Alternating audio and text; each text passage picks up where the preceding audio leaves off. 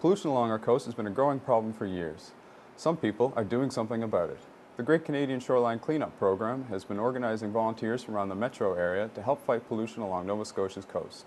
The cleanups began September 16th and ran until September 24th. Ashley Starrett reports from Silver Sands Beach in Cow Bay. The rocky beach at Silver Sands is rich with wildlife and full of garbage.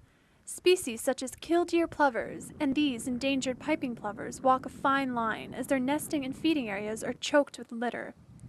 Leftover bits of trash have become such a common sight along our shorelines that volunteers here will be kept busy. Over 40,000 volunteers from all across the country have registered for this year's cleanup, and all the data they collect will be tallied by the Vancouver Aquarium.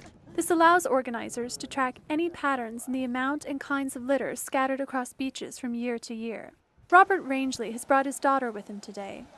He is the Atlantic Director of the World Wildlife Fund, and he's doing all he can to get people to wake up and realize the effect they're having on the environment. They need to open their eyes. They need to get out in nature and pay attention to how big their footprint is and how big our society's footprint. And this is really another way of looking at it is we have a pretty big footprint and it's drifting around in the ocean. Jennifer Graham works with marine issues at the Ecology Action Center.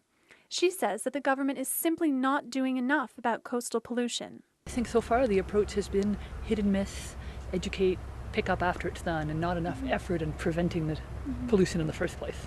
By day's end, volunteers collected bags and bags of garbage.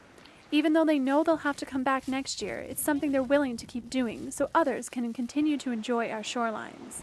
For the facts, I'm Ashley Starrett in Cow Bay.